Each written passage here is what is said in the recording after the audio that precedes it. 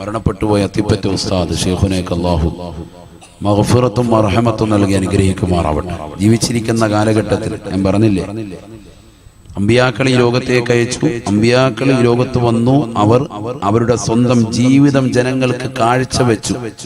ആ ജീവിതം കണ്ടുകൊണ്ട് ജനങ്ങൾ നന്മയെ സംശീകരിച്ചു. സഹാബത്ത് കടന്നു വന്നു, സഹാബത്തിന്റെ ജീവിതം കണ്ടുകൊണ്ട് ജനങ്ങൾ ഹിദായത്തിലായി. താബിയങ്ങൾ കടന്നു വന്നു, ശേഷം വന്ന അയിമ്മത്തുകൾ അവരുടെ പ്രവർത്തനങ്ങൾ കണ്ടുകൊണ്ട് ജനങ്ങൾ ദീനിലേക്ക് വന്നു. അത്തിപ്പറ്റ ഉസ്താദിനെ വരെ കണ്ടുകൊണ്ട് ദീനിന്റെ മാർഗം ഇതാണ് എന്ന് ശരിയായ ദിശ മനസ്സിലാക്കിയ ആളുകൾ നമുക്കിടയിലുണ്ട്. ഉസ്താദിന്റെയൊക്കെ ഭക്ഷണം കഴിക്കുന്ന രീതി നമുക്കൊക്കെ സുപരിചിതമാണ്. അതൊക്കെ ഇനിയെങ്കിലും നമ്മുടെ ജീവിതത്തിൽ കൊണ്ടുവരണം. അല്ലാഹു തൗഫീഖ് തരട്ടെ. എത്ര എളിമയാണ്, എത്ര വലിയ വീട്ടിലേക്ക് ചെന്നാലും എത്ര വലിയ തീന്മേശ കണ്ടാലും ഉസ്താദ് അതിന്റെ മുകളിൽ കയറിയിരിക്കൂല, അവിടെ ഇരുന്ന് ഭക്ഷണം കഴിക്കൂല, നിലത്തിരുന്നേ ഭക്ഷണം കഴിക്കൂല. ഷിഹാബുദ്ദീൻ ഉസ്താദുമാർക്കൊക്കെ അറിയാം, നിങ്ങൾക്കൊക്കെ പരിചിതമാണ്. നിലത്തിരുന്നേ കഴിക്കുള്ളൂ. അത് തന്നെ ഒരു വലിയ തലയിൽ വെച്ചിട്ട് ഒന്നിച്ചിരുന്ന് എല്ലാവരും കൂടി ഒരുമിച്ചിരുന്നേ കഴിക്കുള്ളൂ. അത് തന്നെ ഒരുമിച്ചിരിക്കുകയും തലമറയ്ക്കുകയും അഊദു ചെല്ലുകയും ബിസ്മി ചൊല്ലി വലത് കൈ കൊണ്ട് കഴിക്കുകയും വലത് കൈ കൊണ്ട് തന്നെ കുടിക്കാൻ നിർബന്ധിക്കുകയും ചെയ്യും. വെള്ളം എടുത്തിട്ട് ഇങ്ങനെ ഇടത് കൈ കൊണ്ട് താങ്ങുന്നത് ഉസ്താദിന് ഒട്ടും ഇഷ്ടമില്ല. കഴിക്കുന്ന സമയത്ത് തല കുമ്പിടാൻ പാടില്ല. എത്രയോ പ്രാവശ്യം അദ്ദേഹത്തോടൊപ്പം ഭക്ഷണം കഴിക്കാൻ സൗഭാഗ്യം കിട്ടിയിട്ടുണ്ട്. അല്ലാഹു അദ്ദേഹത്തിന്റെ ദറജ ഉയർത്തുമാറാവും. ഭക്ഷണം കഴിക്കുന്ന സമയത്ത് ആരെങ്കിലും തലയും കൊണ്ട് കുനിച്ച് അദ്ദേഹം പറയും ചെയ്യരുത്, കാരണം അത് മൃഗത്തിന്റെ ശൈലിയാണ്. അങ്ങോട്ട് തലയുണ്ട് പോവാ, ഭക്ഷണം എടുക്കുക, നമ്മൾ നേരെ ശരിയായിട്ടിരിക്കുക, അങ്ങോട്ട് കൊണ്ടുവരും. ഒരു 10 പ്രാവശ്യം ഇങ്ങനെ കൈ കൊണ്ടുവന്നിട്ടുണ്ടാവുള്ളൂ, നമ്മുടെ വയറ് നിറഞ്ഞിട്ടുണ്ടാവും. അതാണ് ഉസ്താദിനോടൊപ്പം ഇരുന്ന് ഭക്ഷണം കഴിച്ചാൽ. അല്ലാതെ നമ്മൾ ഇരുന്ന് കഴിച്ചാലും നേരം വെളുത്താലും ഭക്ഷണം കഴിച്ചു മതിയാവൂല. തിന്മ ശൈലിയിൽ ഇങ്ങനെ ജീവിതം കാണിച്ചു തരാൻ അവിടെ ഇരുന്നിട്ട് ഒരു ചെറിയ രീതിയിൽ ഒരു വാഴ നടത്തും. വലിയ ഒച്ചയിലൊന്നുമല്ല. ക്യാൻസർ വന്നപ്പോൾ ഡോക്ടർ പറഞ്ഞു, നിങ്ങൾ പരിപൂർണമായി താടി അങ്ങ് പഠിക്കണം. അദ്ദേഹം ഓപ്പറേഷന് സമയത്തിരുന്നിട്ട് വിങ്ങി പൊട്ടുകയാണ്. ആളുകളൊക്കെ കരുതി, ഡോക്ടർമാരും നഴ്സുമാരും ഒക്കെ കരുതി, ഇദ്ദേഹത്തിന് ഓപ്പറേഷൻ ചെയ്യുന്നതിന്റെ പേടി വെച്ചിട്ടാണ് ഈ കരയുന്നത്. അവസാനം ചോദിച്ചപ്പോൾ അദ്ദേഹം പറഞ്ഞു, എന്റെ താടി പിന്നാരെ ഹബീബിന്റെ സുന്നത്താണ്. ഞാനിത് ബുലൂഗായ സമയം മുതൽ ആ സുന്നത്ത് പാലിച്ചുകൊണ്ട് കൊണ്ടുവന്ന ഈ താടി അങ്ങ് വലിച്ചു കളയുമ്പോൾ എനിക്ക് വല്ലാത്ത വിഷമം തോന്നുന്നു. നബിയുടെ ഒരു സുന്നത്തല്ലേ ഞാൻ നഷ്ടപ്പെടുത്തുന്നത് എന്ന് അദ്ദേഹം ഓർത്തു. വിഷമത്തിന്റെ ആധിക്യത്താൽ അദ്ദേഹം പറഞ്ഞു, എന്റെ ഈ ഭാഗത്തല്ലേ നിങ്ങൾ ചെയ്യുന്നത്, ഓപ്പറേഷൻ ചെയ്യുന്നത്, എന്നാ ഈ ഭാഗം ഒഴിച്ച് ഇപ്പുറത്തെ ഭാഗത്ത് മാത്രം ഞാൻ ഒന്ന് താടി വളർത്തിക്കോട്ടെ, പകുതി മാത്രം. എന്ത് വൃത്തികേടായിരിക്കണം. മറ്റുള്ളവരൊക്കെ പറഞ്ഞത് വേണ്ട. അന്നുണ്ടായിരുന്ന ഒരു മുഖ്യ ഡോക്ടർ പറഞ്ഞു, ഓക്കെ, അത് ഞാൻ സമ്മതം നൽകുകയാണെന്ന് പറഞ്ഞു. ഒരു ഭാഗം മാത്രം. നിങ്ങൾക്ക് ഇപ്പോഴും അറിയാം, അദ്ദേഹത്തിന്റെ മുഖത്ത് ഒരു സൈഡിൽ മാത്രമേ രോമമുള്ളൂ, ഇപ്പുറത്ത് അത്രത്തോളം രോമം വന്നിട്ടില്ല. ഒരു ഭാഗം പരിപൂർണമായിട്ട് ഓപ്പറേഷന് വേണ്ടി വടിച്ചു കളഞ്ഞു. നമ്മളാണെങ്കിൽ ചെയ്യോ, പകുതി മീശ എടുത്തിട്ട് ഒരു സമൂഹത്തിന് മുന്നിൽ 10 ദിവസം നമ്മൾ ജീവിക്കുമോ?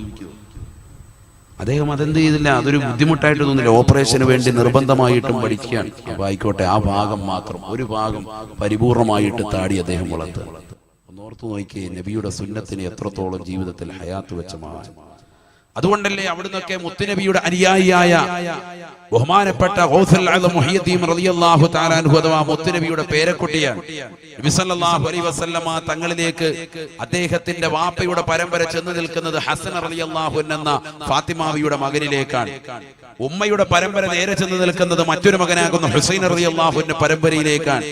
ആ മുഹിയുദ്ദീൻ ശൈഖ് റളിയല്ലാഹു അൻഹു ഈ ലോകത്ത് നിന്ന് വിട പറഞ്ഞ സുന്ദരമാക്കപ്പെട്ടതാകുന്ന നല്ല ഒരു ദിവസത്തിൽ തന്നെ ഈ ലോകത്തിന്, ലോകത്തിലേക്ക്, ജനതയ്ക്ക് മുഴുവനും മാതൃകയായി കേരളത്തിലുള്ളതാകുന്ന എല്ലാ വ്യക്തികൾക്കും ഒരു ഉത്ബുദ്ധതയുള്ള വക്താവായി മനസ്സിലാക്കത്തക്ക വിധത്തിൽ നല്ല ഒരു മരണം അള്ളാഹു അദ്ദേഹത്തിന് സാധ്യമാക്കി എന്നുള്ളതാണ്. അള്ളാഹു അദ്ദേഹത്തിന്റെ ദറജ ഉയർത്തുമാറാവട്ടെ. നേരത്തെ നമ്മുടെ ഉസ്താദ് സൂചിപ്പിച്ചതുപോലെ നമുക്ക് പലരെയും മരണത്തിന് ശേഷമാണ് ആളുകളെ തിരിച്ചറിയുക. ഇപ്പറ്റി ഉസ്താദ് പറയാറുണ്ടായിരുന്നു, നിങ്ങളൊന്നുമില്ലെങ്കിലും നിസ്കാരത്തിന് ശേഷം എത്ര തിരക്കുണ്ടായാലും നിസ്കാരം കഴിഞ്ഞിട്ട് പോകുമ്പോൾ ഒരു ചെറിയ ദുആ, അൽഹംദുലില്ലാഹി റബ്ബിൽ ആലമീൻ അല്ലാഹുമ്മ സ്വല്ലി അലാ സയ്യിദിനാ മുഹമ്മദിൻ വഅലാ ആലി സയ്യിദിനാ മുഹമ്മദ്. ഹംദും സലാത്തും ഇല്ലാതെ ഒരു ദുആയും സ്വീകരിക്കൂല. അതുകൊണ്ട് ആദ്യം എന്ത് പറയണം? അൽഹംദുലില്ലാഹി റബ്ബിൽ ആലമീൻ. ദുആരക്കും അങ്ങനെയാണ്. എന്നിട്ട് ഒരു സലാത്ത്, അല്ലാഹുമ്മ സ്വല്ലി അലാ സയ്യിദിനാ മുഹമ്മദിൻ വഅലാ ആലി സയ്യിദിനാ മുഹമ്മദ്. റബ്ബനാ ആതിനാ ഫിദ്ദുനിയ ഹസനതൻ വഫിൽ ആഖിറതി ഹസനതൻ വഖിനാ അദാബന്നാർ. അല്ലാഹു ഈ ദുനിയാവിൽ നന്മ തരണേ, ആഖിറത്തിലും നന്മ തരണേ, ഞങ്ങൾക്ക് നരകീയ ശിക്ഷയെ തൊട്ട് ഞങ്ങളെ നീ കാക്കണേ. റബ്ബനാ തഖബ്ബൽ മിന്നാ ഇന്നക അൻതസ് സമീഉൽ അലീം വതുബ് അലൈനാ ഇന്നക അൻതത് തവ്വാബുർ റഹീം ആമീൻ ബിറഹ്മതിക. ഒരു സലാത്തും ചൊല്ലി പോവാ. ഏറ്റവും ചുരുങ്ങിയത് എത്ര ധൃതിയാണെങ്കിലും. എന്ത് ധൃതിയാണ്? എന്ത് ധൃതിയാ? നീ നിസ്കാരം കഴിഞ്ഞ് ചാടി എഴുന്നേറ്റിട്ട് നീ എവിടെയാ ഓടുന്നത്? പൊന്നാട് മുസ്ലിം ജമാഅത്തിൽ നിന്നോ മണ്ണഞ്ചേരി കിഴക്കോ പടിഞ്ഞാറോ ഏത് പള്ളിയിൽ നിന്ന് പാപ്പാളിയിലോ എവിടെ നീ നിസ്കരിച്ചാലും നിസ്കാരം കഴിഞ്ഞിട്ട് നീ ചാടി ഇറങ്ങി ഓടുമ്പോ നീ മനസ്സിലാക്കണം, ഇതേ പള്ളിയുടെ കത്തലത്തിൽ ജുമുഅ പള്ളിയിൽ കൊണ്ടുവന്ന് എന്റെ ജനാസ കൊണ്ടുവന്ന് അടക്കി കൊണ്ടുവന്ന് വെക്കേണ്ട ഒരവസ്ഥ, അവസാന പള്ളിയിലെ ഉസ്താദ് പറഞ്ഞിട്ട് പറയാൻ എടുത്തോണ്ട് കൊയ്ക്കോ എന്ന് പറയുന്ന ഒരവസ്ഥ വരെ എനിക്ക് ഉണ്ടാകും അടുത്ത സെക്കൻഡിൽ എന്ന ഒരു ബോധമുണ്ട് എങ്കിൽ നീ എവിടേക്ക് ചാടി ഓടും? കാരണം കഴിഞ്ഞ് ഓട്ടാൻ എങ്ങോട്ടാ ഓടുന്നത്? എവിടെയാ നീ ഓടുന്നത്? ഇവിടേക്ക് തന്നെയാ നിന്റെ ഓട്ടം. അത് നീ മനസ്സിലാക്കണം. എവിടേക്കാ നീ ഓടുന്നത്? ഇതേ സ്ഥലത്തേക്ക് നീ വരാനുള്ളതാണ്. അന്ന് നിനക്ക് ഒന്ന് ഓടാനോ ഒന്ന് അനങ്ങാനോ ഉള്ള ശേഷി നിനക്കില്ല. അള്ളാഹു നമ്മളെ കാത്തിരക്ഷിക്കട്ടെ. അവിടെ ആ ഒരു ബോധം നിനക്കുണ്ടാവട്ടെ. ഒരു 5 മിനിറ്റ് അല്ലെങ്കിൽ ഒരു 3 മിനിറ്റ് അവിടെ ഇരുന്ന സുബ്ഹാനല്ലാഹ് ചെല്ലുന്നത് കൊണ്ടെന്നാ പ്രശ്നം? അൽഹംദുലില്ലാഹ് ചെല്ലുന്നത് കൊണ്ട് എന്താ നിനക്ക് വിഷയം? അല്ലാഹു അക്ബർ പറയലുകൊണ്ട് നിനക്ക് എന്താ വിഷയം?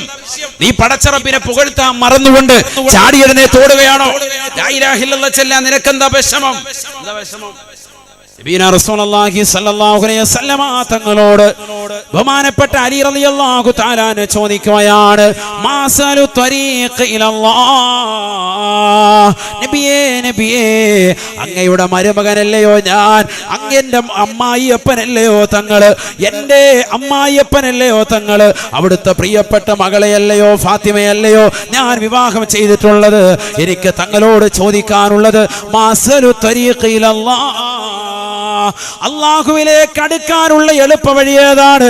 ഏതെങ്കിലും കുറുക്ക് വഴിയുണ്ടോ, ഷോർട്ടായ വഴിയുണ്ടോ എന്ന് ചോദിക്കുമ്പോ അള്ളാഹുവിന്റെ റസൂല് അലിയാര് തങ്ങളോട് പറയുകയാണ്, അലൈക ബിദിക്രില്ലാഹി സിർറൻ വഅലാനിയാ, രഹസ്യത്തിലും പരസ്യത്തിലും നീ അള്ളാഹുവിനെ സ്മരിക്കണേ.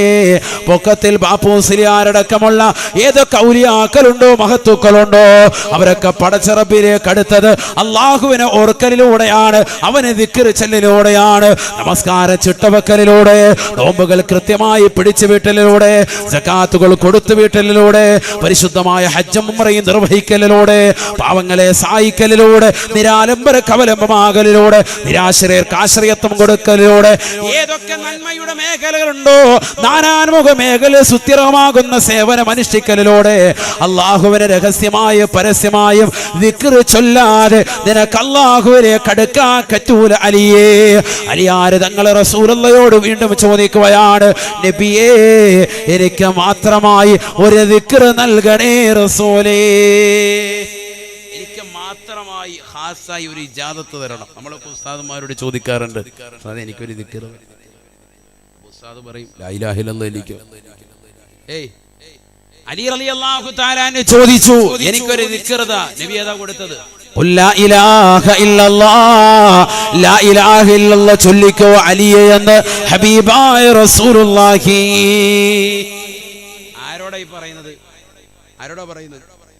മുത്തുനബി സല്ലല്ലാഹു അലൈഹി വസല്ലം തങ്ങളുടെ മരുമകൻ അലി റളിയല്ലാഹു അൻഹു. ചെറിയ ആളല്ല.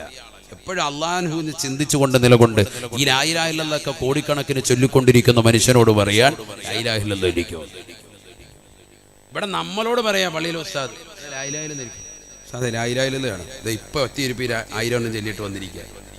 ഇതാ കളി. ഒരൊറ്റ ദിക്ർ ചൊല്ലത്തുമില്ല. ഹൈവാൻ പറയുന്നതൊക്കെ ചൊല്ലിയിട്ടുണ്ട് 30,000 പ്രാവശ്യം. പെണ്ണുങ്ങൾ ചിലർ വിളിക്കും, ഉസ്താദേ ഒരു ദിക്ർ എന്തെങ്കിലും നമ്മുടെ വീട്ടിൽ പ്രശ്നങ്ങളാണ്, എന്നാൽ ലാഹൗല ചൊല്ലിക്കും. ലാഹൗല ഉസ്താദേ ഞാൻ എല്ലാ ദിവസവും 1313 ഡെയിലി ചെല്ലാറുണ്ട്. ഞാൻ പറഞ്ഞത് എന്നാൽ പിന്നെ ഒരു കുഴപ്പവും സാധാരണ ഉണ്ടാകില്ല. ചെല്ലുന്നുണ്ടെങ്കിൽ ഉണ്ടാവില്ല, ചെല്ലാത്തതുകൊണ്ടായി കുഴപ്പമെന്ന് പറയും. നമ്മളൊരു കാര്യം മനസ്സിലാക്കണം, നീ എത്ര ദിക്ർ ചെല്ലിയാലും അനുവാദം വാങ്ങി ചെല്ലുന്നതും അനുവാദം വാങ്ങാതെ ചെല്ലുന്നതും രണ്ടും രണ്ടാണ്. നമ്മൾ ചിലപ്പോൾ ചെയ്തുകൊണ്ടിരിക്കുന്ന ചില സൽക്കർമ്മങ്ങളായിരിക്കും, പക്ഷെ നമ്മൾ ഉസ്താദുമാരെ സമീപിക്കുമ്പോൾ അവർ പറയും, നീ നിന്റെ കുടുംബത്തിന് എൻ്റെ ഏറ്റവും അനുജന്മാരെ ജ്യേഷ്ഠന്മാരെ വിളിച്ചിട്ട് ഒന്ന് സൽക്കാരം നടത്ത്, ഭക്ഷണം കൊടുക്കുക, അതായിരിക്കും പറയുക. നമ്മൾ ഓർക്കും എന്ത് ഇന്നലെയും കൂടി ഒരു സൽക്കാരം നടത്തിയിട്ടേ ഇപ്പോൾ ഈ വന്നത്, അപ്പോൾ ഉണ്ട് മൂപ്പര് ഇത് പറയുക. ഇയാളത്തൊന്നും പോയിട്ട് കാര്യമില്ല, പക്ഷെ അത് ചെയ്തു നോക്ക്, അപ്പോൾ ഉണ്ടാവും ഒരു ഫലം. കാരണം എന്താ? അനുവാദം വാങ്ങി ചെയ്യുന്നത് ഒന്ന്, അനുവാദം വാങ്ങാതെ നീ എത്ര ഹത്ത് ഓതിയാലും ആ ഒരു ഫൈദ കിട്ടൂല. ആണ് മനസ്സിലാക്കേണ്ടത്. അലി റളിയല്ലാഹു തആല അൻഹു തിരിച്ചു ചോദിക്കുന്നില്ല. നബി സല്ലല്ലാഹു അലൈഹി വസല്ലം തങ്ങൾ പറഞ്ഞു, നീ എന്ത് ചൊല്ലിക്കോ? ലാ ഇലാഹ ഇല്ലല്ലാഹ് ചൊല്ലിക്കോ. എന്തുകൊണ്ട്? സയ്യിദുനാ മൂസാ നബി അലൈഹി സ്വലാമിന് അല്ലാഹു കൊടുത്ത ദിക്റും ഇത് തന്നെയാണ്, ലാ ഇലാഹ ഇല്ലല്ലാഹ്. നമ്മളിൽ എത്ര പേര് ചൊല്ലിയിട്ടുണ്ട്? ചാപ്പനങ്ങാടി ബാപ്പു മുസ്ലിയാർ വലിയ മഹാനാണ്, അല്ലാഹുവിന്റെ ദറജ ഉയർത്തട്ടെ. അദ്ദേഹത്തിന്റെ അടുക്കൽ മുരീദന്മാർ ചൊല്ലും, വലിയ വലിയ ആലിമീങ്ങൾ, വലിയ വലിയ സൂഫിയാക്കളാകുന്ന ആളുകൾ. അവർ ചെന്നിട്ട് അവർ പറയും, ഞങ്ങളെ നിങ്ങളുടെ മുരീദിൽ ഉൾപ്പെടുത്തും. അദ്ദേഹത്തെടുക്കൂല. തികച്ചും സാലിഹാണെന്ന് തോന്നി നല്ല നല്ല ദാക്കിരികളാകുന്ന ആളുകളോട് അവരോട് പറയും, 1,00,000 നീ ദിക്ർ ലാ ഇലാഹ ഇല്ലല്ലാഹ് ചൊല്ലിയിട്ടുവാ. 1,00,000 ചൊല്ലുന്നു ലാ ഇലാഹ ഇല്ലല്ലാഹ്, വെറുതെ വീട്ടി പൂർത്തിയാക്കിയിട്ട്. അതിനിടയിൽ നമസ്കാരം ഒഴിവാക്കാനല്ല, കൃത്യമായി നമസ്കാരം, ഇബാദത്ത് കണിശമായ രീതിയിൽ ഇബാദത്ത്. അന്യസ്ത്രീകളുമായിട്ടുള്ള സങ്കലനങ്ങളില്ല. ഒരു കള്ള സൂഫിയോ കള്ള ജിന്നുമ്മയോ ഒന്നുമല്ല, അങ്ങനത്തെ ഒരു രീതിയുമല്ല. നല്ല തഖ്വയുള്ള വലിയ, അള്ളാഹുവിനെ യഥാർത്ഥമായി ഭയക്കുന്ന വലിയ. അവനാരാണെന്ന് ഞാൻ ഇൻഷാ അല്ലാഹ് ശേഷം പറയും. അൽ വലിയു അൽ ആരിഫു ബില്ലാഹ് ഹസ്ബ മാ യുംകിൻ المواظب على الطاعات المجتنب عن المحظورات من اللهوات والشهوات والهفوات. ബിബാ റസൂലുള്ളാഹി സ്വല്ലല്ലാഹു അലൈഹി വസല്ലമ തങ്ങൾ പറയുകയാണ്, ലാ തഖൂമു സ്സാഅ, ഈ ലോകം അവസാനിക്കുകയില്ല സഹാബ, ഈ ലോകം നശിക്കുകയില്ല സഹാബ, ഇല്ലാ അലാ അഹദിൻ യഖൂലു അല്ലാഹ് അല്ലാഹ് അല്ലാഹ് അല്ലാഹ് എന്ന് പറയുന്ന ഒരാളെങ്കിലും ഈ ഭൂമി ലോകത്തുണ്ടായിരിക്കെ ഈ ലോകം അവസാനിക്കുകയില്ല എന്ന് ഹബീബുനാ ശഫീഉനാ റസൂലുള്ളാഹി. അഥവാ അവസാന കാലഘട്ടം കടന്നു വരുമ്പോൾ അള്ളാഹുവിനെ കുറിച്ച് ചർച്ച ചെയ്യുന്ന സദസ്സുകൾ കുറവാണ്. പടച്ചറബിനെ കുറിച്ച് പറഞ്ഞാൽ അത് ഹൃദയത്തിൽ ഏറ്റെടുക്കുന്ന സമൂഹം കുറവാണ്. അള്ളാഹുവിനെ കുറിച്ച് പറയുന്നവർ കുറവാണ്. പടച്ചറബിനെ കുറിച്ച് ചർച്ച ചെയ്യുന്ന സദസ്സുകൾ കുറവാണ്. അതിലേക്ക് കടന്നു വരുന്ന ആളുകൾക്ക് ഈമാൻ കുറയുന്ന കാലഘട്ടമാണ്. നഊദു ബില്ലാഹ്, നഊദു ബില്ലാഹ്. അല്ലാഹ് എന്ന് പറയുന്നവരെ കാലഘട്ടം കാണാതെ ഈ ലോകം കടന്നു വരുമേ. അന്ന് ഈ ലോകത്തിന്റെ അവസാനമാണ്, ഈ ലോകത്തിന്റെ അവസാനമാണ്. അതുകൊണ്ടല്ലേ മുഹയ്യിദ്ദീൻ ശൈഖ് റളിയല്ലാഹു തആല അൻഹു അവിടുന്ന് തന്നെ നിത്യമാക്കിയിരുന്ന റാത്തീബിൽ നമ്മൾ എപ്പോഴും ചൊല്ലാറുള്ളയോ, അല്ലാഹു അല്ലാഹ് അല്ലാഹ് അല്ലാഹു അല്ലാഹ് അല്ലാഹ്. ഈ ലോകത്തിന്റെ സൃഷ്ടികർത്താവായ, ജഗന്യന്താവായ, പരിപാലകനായ, സർവേശ്വരനായ, സർവാധിപതിയായ, സർവലോക സൃഷ്ടിപ്പിന് സംഹാരകർത്താവായ പടച്ചറബിന്റെ നാമം നീ ഉച്ചരിക്കാതെ നിലകൊള്ളുമ്പോൾ, നീ പഠിച്ചു വെക്കേണ്ട പാഠം, നിന്റെ മനസ്സിൽ നിന്ന് റബ്ബിനെ കുറിച്ചുള്ള ചിന്ത എടുത്തു പോകുമ്പോ, നീ നമസ്കരിക്കാതിരിക്കുമ്പോ, നീ റമദാനിൽ നോമ്പ് പിടിക്കാതിരിക്കുമ്പോ, നീ സിനിമാ തിയേറ്ററിലേക്ക് പോകുമ്പോ, നിന്റെ നാവിലൂടെ കള്ള് നീ ഹൃദയത്തിലൂടെ നിന്റെ വയറ്റിലേക്ക് നീ ചൊരിച്ചു കൊടുക്കുമ്പോ, നീ സിഗരറ്റ് നിന്റെ ചുണ്ടിലേക്ക് ചേർത്ത് വെച്ചുകൊണ്ട് നീ വീടി വലിച്ചുകൊണ്ട് നിലകൊള്ളുമ്പോ, നീ അന്യപ്പെണ്ണമായി ചുംബനത്തിൽ ഏർപ്പെടുമ്പോ, അന്യപ്പെണ്ണമായ കണ്ണിലൂടെ കണ്ടുകൊണ്ട് മൊബൈൽ ഫോണിലൂടെ IMIയിലൂടെ ചാറ്റിംഗ് നടത്തുമ്പോ, വാട്സാപ്പിലൂടെ അന്യപ്പെണ്ണുമായിട്ട് കൈകൊണ്ട് നീ ചാറ്റിംഗിൽ ഏർപ്പെടുമ്പോ, നീ പഠിച്ചു വെക്കേണ്ട പാഠം, അള്ളാഹുവിനെ കുറിച്ച് ചിന്തിക്കാത്ത, അള്ളാഹുവിനെ കുറിച്ച് ഓർമ്മ വെക്കാത്ത ഒരു ലോകത്തിലേക്ക് നിന്റെ മനസ്സിതാ പോകുകയാണ്. ഹബീബായ നബി തങ്ങൾ പറഞ്ഞത് ശരിയല്ലയോ, ലാ തഖൂമു സ്സാഅ, ലാ തഖൂമു സ്സാഅ, ഈ ലോകം അവസാനിക്കുകയില്ല സഹാബ, ഇല്ലാ അലാ ശിറാരിൽ ഖൽഖ്, സൃഷ്ടികൾ വെച്ച് ഏറ്റവും മോശപ്പെട്ട സമൂഹത്തിന്റെ മേലല്ലാതെ ഈ ലോകം അവസാനിക്കുകയില്ല എന്ന് ഹബീബുനാ ശഫീഉനാ റസൂലുള്ളാഹി. പൊക്കത്തിൽ ബാപ്പു മുസ്ലിയാരെ പറയാൻ നമുക്കെന്ത് അർഹതയാണ് സഹോദര, അവരെ ഓർക്കാൻ നമുക്കെന്ത് അർഹതയാണ്. അവരുടെ ചാരത്തൊന്ന് നിലകൊള്ളാൻ, മഹത്തുക്കളുടെ ചാരത്തൊന്ന് പോയി മഹ്ശറിൽ ഒരുമിക്കാൻ നമുക്ക് സാധിക്കുമോ?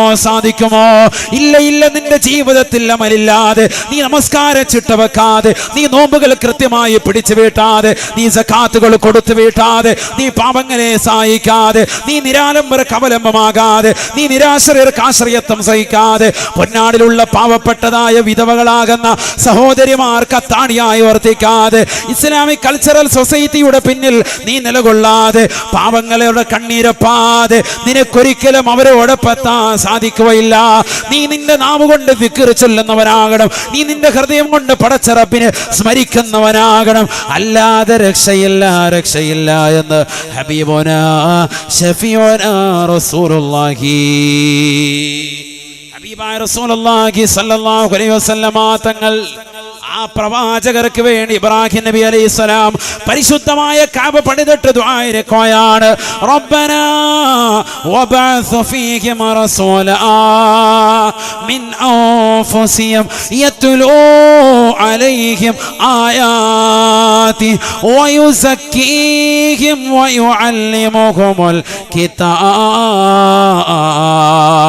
വയുഅല്ലിമുഹുൽ കിതാബ്. പരിശുദ്ധമായ കഅബയെടുത്ത് അല്ലാഹുവേ ഞങ്ങളിൽ നിന്ന് ഈ പരിശുദ്ധമായ കഅബ സ്വീകരിക്കണേ എന്ന് ദുആ ഇരുന്നിട്ട് ഇബ്രാഹിം നബി അലൈഹിസ്സലാം പിന്നെ പ്രാർത്ഥിക്കുന്നത്, അല്ലാഹുവേ ഈ മക്കയിൽ നിന്ന്, ഈ പരിശുദ്ധമായ ഖുറൈശി ഗോത്രത്തിൽ നിന്ന്, അവരിൽ നിന്ന് തന്നെ ഒരു മനുഷ്യനെ അവരിലേക്ക് പ്രവാചകനായി നീ നിയോഗിക്കണേ അല്ലാ, നീ നിയോഗിക്കണേ അല്ലാ. എന്തിനു വേണ്ടിയാണ്? ലിയുസക്കീഹിം വയുഅല്ലിമുഹുൽ കിതാബ്. ആ പ്രവാചകൻ അവരിലേക്ക് കടന്നു ചെന്ന്, ഖുറൈശി ഗോത്രത്തിൽപ്പെട്ട പ്രവാചകൻ ആ സമൂഹത്തിലേക്ക്, അറബ് ഗോത്രത്തിലേക്ക് കടന്നു ചെന്ന് അവരെ തസ്കിയത്ത് നടത്തുമല്ലാ, അവരെ സംസ്കാരം പഠിപ്പിക്കുമല്ലാ, അവരെ ഹിദായത്തിന്റെ സന്മാർഗത്തിന്റെ പാന്താവിലേക്ക് അദ്ദേഹം കൊണ്ടുവരും. ലിയുസക്കീഹിം വയുഅല്ലിമുഹുൽ കിതാബ്. അവർക്ക് ഖുർആൻ ആര് പഠിപ്പിച്ചു കൊടുക്കും? അദ്ദേഹം പഠിപ്പിച്ചു കൊടുക്കും. അതിനുവേണ്ടി ഒരു പ്രവാചകനെ നീ നിയോഗിക്കണേ അല്ലാഹ്. നബിയുനാ റസൂലുള്ളാഹി സ്വല്ലല്ലാഹു അലൈഹി വസല്ലമ തങ്ങൾ പിന്നീട് പറയുകയാണ്, قال رسول الله صلى الله عليه وسلم انا ببشارتي وبدعوتي ابراهيم. ഞാൻ ബഹുമാനപ്പെട്ട ഇബ്രാഹിം നബി അലൈഹിസ്സലാമിന്റെ പ്രാർത്ഥനയിലൂടെ കടന്നു വന്ന വ്യക്തിയാണ്. ഇബ്രാഹിം നബി അലൈഹിസ്സലാം പ്രാർത്ഥിച്ചത് വിശുദ്ധ ഖുർആനിലല്ലയോ? അല്ലാഹുവേ പടച്ച റബ്ബേ, റബ്ബനാ വബഅസ് ഫീഹിം റസൂലാ, അവരിൽ നിന്ന് തന്നെ അവരിലേക്ക് ഒരു പ്രവാചകനെ നീ നിയോഗിക്കണേ അല്ലാഹ്. ഇബ്രാഹിം നബി അലൈഹി സ്വലാമിന്റെ ദുആയിലൂടെയാണ് ഞാൻ ഈ കടന്നു വന്നത് എന്ന് സയ്യിദുനാ റസൂലുള്ളാഹി സ്വല്ലല്ലാഹു അലൈഹി വസല്ലം പറഞ്ഞതായി ഹദീസിൽ കാണാം. അപ്പൊ ആരുടെ ദുആണ്? ഇബ്രാഹിം നബി അലൈഹി സ്വലാം. ഇബ്രാഹിം നബി സ്വലാം ദുആ എന്താ? ഒരു പ്രവാചകനെ അവരിൽ നിന്ന് തന്നെ അയക്കണം, ഖുറൈശി ഗോത്രത്തിൽ നിന്ന് തന്നെ, അറബ് വംശത്തിൽ നിന്ന് തന്നെ. എന്നിട്ട് എന്തിന്? അവരിലേക്ക് തന്നെ ദീനീ പ്രബോധനവുമായി അദ്ദേഹം കടന്നു വരണം. അവർക്ക് വിശുദ്ധ ഖുർആൻ അദ്ദേഹം പഠിപ്പിച്ചു കൊടുക്കണം. അദ്ദേഹം അവരെ സംസ്കാരം പഠിപ്പിക്കണം. അദ്ദേഹമാണ് സംസ്കാരിക്കുക, സംസ്കാരമുണ്ടാക്കുക. അല്ലാതെ അവർക്ക് നൽകപ്പെട്ട ഗ്രന്ഥമല്ല. ആരാണ് സംസ്കാരം പഠിപ്പിക്കുക? അദ്ദേഹം പഠിപ്പിക്കും. അഥവാ മുത്തുനബി വേണം സംസ്കാരം പഠിപ്പിക്കാൻ. അങ്ങനെ മുത്തുനബി സംസ്കാരം പഠിപ്പിച്ചു. നബി മുഖേന ഹിദായത്ത് കിട്ടിയില്ല. ഇവിടെ പരിശുദ്ധമായ ഖുർആനിലൂടെ അല്ലാഹു സുബ്ഹാനഹു വ തആല പറയുകയാണ്, ഇന്നക ലതഹ്ദീ ഇലാ സിറാത്തിൻ മുസ്തഖീം. നബിയേ, തങ്ങളെ മുഖേന തീർച്ചയായും ജനങ്ങളെ സന്മാർഗത്തിന്റെ പാന്താവിലേക്ക് എത്തിക്കാൻ പറ്റുന്നതാണ്. ഇന്നക ലതഹ്ദീ ഇലാ സിറാത്തിൻ മുസ്തഖീം. തങ്ങളെ മുഖേന ജനങ്ങളെ സന്മാർഗത്തിലേക്ക് എത്തിക്കാൻ പറ്റും. തങ്ങൾക്കതിന് സാധിക്കുമെന്ന് വിശുദ്ധ ഖുർആൻ. തങ്ങൾക്കേ അതിന് സാധിക്കൂ. അതുകൊണ്ടാണ് തങ്ങളുടെ കയ്യിൽ നാം ഈ ഖുർആനിനെ നൽകിയത്. ശ്രദ്ധിക്കണേ, ആർക്ക് കൊടുത്തു ഖുർആൻ? മുത്തുനബിയുടെ കയ്യിലേക്ക്. ജനങ്ങൾക്ക് കൊടുത്തില്ല. എന്തുകൊണ്ട്? ജനങ്ങൾ അതുകൊണ്ട് പിഴച്ചു പോകും. സൂറത്തുൽ ബഖറയിൽ അല്ലാഹു പറഞ്ഞത് അതാണ്, യുദല്ലു ബിഹി കസീറ. അധികം ആളുകൾ അതുകൊണ്ട് അവർ പിഴച്ചു പോകും. അവർ സ്വന്തമായി അർത്ഥം വെച്ചാൽ, അവർ സ്വന്തമായി വ്യാഖ്യാനിച്ചാൽ, സ്വന്തമായി പരിഭാഷപ്പെടുത്തിയാൽ. പുസ്തകം വായിച്ചിട്ടുള്ള അറിവല്ല ദീൻ. മനസ്സിലാക്കണം. കേവലം കുറച്ച് പുസ്തകം വായിച്ചിട്ട് കവലപ്രസംഗം നടത്തുക, അതല്ല ദീൻ. ദീൻ എന്ന് പറഞ്ഞു കഴിഞ്ഞാൽ അടിസ്ഥാനപരമായി ഇങ്ങനെ കറങ്ങി കറങ്ങി വരണം. ആരിൽ നിന്ന്? മുത്തുനബിയിൽ നിന്ന്. മുത്തുനബിക്ക് അവിടുത്തെ സ്വഹാബത്തിലേക്ക് കിട്ടിയത്, സ്വഹാബത്ത് അവിടുത്തെ ശിഷ്യന്മാരാകുന്ന താബിഈങ്ങൾക്ക് കൊടുത്തത്, താബിഈങ്ങൾ അവരുടെ ശിഷ്യന്മാരാകുന്ന തബഉ താബിഈങ്ങൾക്ക് പകർന്നു കൊടുത്തത്, ശേഷം വന്ന ഇമാമുന ഷാഫി പോലെയുള്ള ബഹുമാനപ്പെട്ട അബൂ ഹനീഫത്തുൽ കൂഫി റഹ്മത്തുള്ളാഹി അലൈഹി പോലെയുള്ള അഹ്മദ് ബിൻ ഹംബൽ റളിയല്ലാഹു അൻഹു പോലെയുള്ള മാലിക് ഇമാമിനെ പോലെയുള്ള ഇമ്മത്തുകൾക്ക് പറഞ്ഞു കൊടുത്തത്, അവർ നമുക്ക് പഠിപ്പിച്ചതാകുന്ന മദ്ഹബിന്റെ ആശയം ഇമാം നവവി തങ്ങൾ, ഇബ്നു ഹജറുൽ ഹൈതമി അടക്കമുള്ള സമുന്നതരാകുന്ന പണ്ഡിതന്മാർ, നമ്മുടെ ഉസ്താദുമാർ മദ്രസയിൽ ദീനീ ദറസുകളിലൂടെ നമുക്ക് പകർന്നു നൽകുന്നതായ ജ്ഞാനം, അതിനൊരു അടിസ്ഥാനമുണ്ട്. മനസ്സിലായിക്കോ? ഇപ്പോൾ ഇവിടെ ഇരിക്കുന്ന ഒരു ഉസ്താദ്, ആ ഉസ്താദിനെ എടുത്തു കഴിഞ്ഞാൽ അദ്ദേഹത്തിന്റെ ഉസ്താദ് നേരെ എവിടെ മുട്ടണം? എവിടെ ചെല്ലണം? നേരെ മണജേരി ടൗണിലോ എവിടെ ചെല്ലണം? ഇലാ ഹദ്റത്തി റസൂലില്ലാഹി സ്വല്ലല്ലാഹു അലൈഹി വസല്ലം തങ്ങളിലേക്ക് എത്തണം. അതാണ് പരമ്പര, സിൽസില. അതാണ്. അങ്ങനെ എത്തുന്നില്ലയോ, അവൻ മുസ്ലിയാരല്ല. അവൻ പറയുന്ന ഇൽമ നമ്മൾ പിടിക്കുകയും വേണ്ട. ഇൽമ പഠിക്കേണ്ടത് അവിടെ നിന്നാണ്. ബഹുമാനപ്പെട്ട ഇമാം നവവി റളിയല്ലാഹു തആല അൻഹു അദ്ദേഹം രേഖപ്പെടുത്തുന്നുണ്ട് ശറഹുൽ മുഹദ്ദബയിൽ, അഥവാ ബഹുമാനപ്പെട്ടവർ മജ്മൂ എന്ന് പറയുന്ന മഹത്തായ ഗ്രന്ഥത്തിന്റെ മുഖദ്ദിമയിൽ കൊണ്ടുവന്ന ഒരു വാക്യമുണ്ട്, അൽ ഇൽമു യുഖദു മിൻ അഫ്വാഹിൽ അസാതീദി ലാ മിൻ ബുതൂനിൽ കുതുബ്. കിതാബിന്റെ ഉള്ളറകളിൽ നിന്ന് നിങ്ങൾ സ്വയം നേടിയെടുക്കുന്നതല്ല അറിവ്. പിന്നെ എവിടുന്ന് നിങ്ങൾ ഇൽമിനെ പഠിക്കണം? ഉസ്താദുമാരുടെ വായകളിൽ നിന്ന്. അവരെങ്ങനെ അർത്ഥം വെച്ച് തരും? ഖുർആൻ അർത്ഥം വെച്ച് തരും. അത് നിങ്ങൾ പഠിച്ചെടുക്കണം. അതിന് നമ്മൾ എവിടെ പോകണം? സാലിഹായ ഉസ്താദിന്റെ അടുക്കൽ പോകണം. ഇൽമ തേടെ സാലിഹീങ്ങളെ തേടിയെത്തണം. നമ്മുടെ മദ്രസയിൽ നമ്മുടെ ഉസ്താദുമാർ നമുക്ക് പഠിപ്പിച്ചു തന്ന അക്ഷരമാലകൾ, അതിന് വ്യത്യാസമില്ല, കൃത്യമായ രീതിയിൽ നമുക്ക് പഠിപ്പിച്ചു തന്നു. ദറസിൽ മുദരിസമാർ, നമ്മുടെ നാട്ടിലെ ഉസ്താദുമാർ മുദരിസമാർ എന്ത് മസലകൾ ചോദിച്ചാലും നമുക്ക് പകർന്നു നൽകുന്ന ഇൽമുള്ള നല്ല സമുന്നതരായ ആലിമീങ്ങൾ നമുക്ക് ഇന്നുമുണ്ടല്ലോ. അള്ളാഹു അവർക്കൊക്കെ ആഫിയത്തുള്ള ദീർഘായുസ് നൽകട്ടെ. ഉറക്കെ പറയും, അള്ളാഹു ആഫിയത്തുള്ള ദീർഘായുസ് നൽകട്ടെ.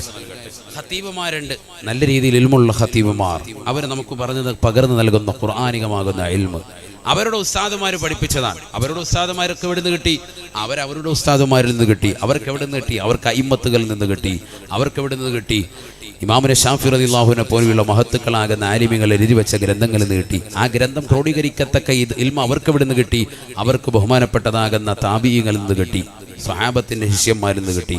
ആ ശിഷ്യന്മാർക്ക് എവിടെ നിന്ന് കിട്ടി? സ്വഹാബത്തിൽ നിന്ന് കിട്ടി. സ്വഹാബത്തിന് എവിടെ നിന്ന് കിട്ടി? മുത്തുനബിയിൽ നിന്ന് കിട്ടി. മുത്തുനബിക്ക് എവിടെ നിന്ന് കിട്ടി? അള്ളാഹു കൊടുത്ത ഇൽമിൽ നിന്ന്. ഇങ്ങനെ വരണം. അതാണ് പരമ്പര, സിൽസില. അതാണ്, ചെറിയ കാര്യമല്ല. ഈ ഹിദായത്ത് കിട്ടാനാണ് നമ്മളൊക്കെ ചോദിക്കുന്നത്. ഇതാണ്, ഇതിനു വേണ്ടിയാണ് നമ്മളൊക്കെ യാചിക്കുന്നത്, അല്ലേ? സൂറത്തുൽ ഫാത്തിഹ എന്താണ്? ഫാത്തിഹ എന്താ? ഹിദായത്ത് ചോദിക്കല്ലേ, വേറൊന്നുമല്ല. ഫാത്തിഹ സൂറത്ത് അതാണ്. ബിസ്മില്ലാഹിർ റഹ്മാനിർ റഹീം. അൽഹംദുലില്ലാഹി റബ്ബിൽ ആലമീൻ അർറഹ്മാനിർ റഹീം മാലികി യൗമിദ്ദീൻ ഇയ്യാക നഅ്ബുദു വ ഇയ്യാക നസ്തഈൻ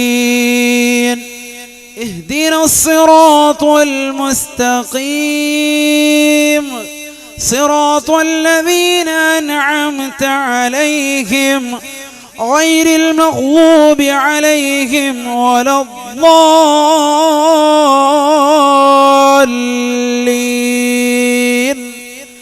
آمين. നമ്മൾ ഓതുന്ന ഫാത്തിഹ, ആ ഫാത്തിഹ സൂറത്തിൽ ഒരു ദുആ ഉണ്ട്. ഏതാണ് ആ ദുആ? ദുആ തുടങ്ങുന്നത് എവിടെയാണ്? എവിടെയാ?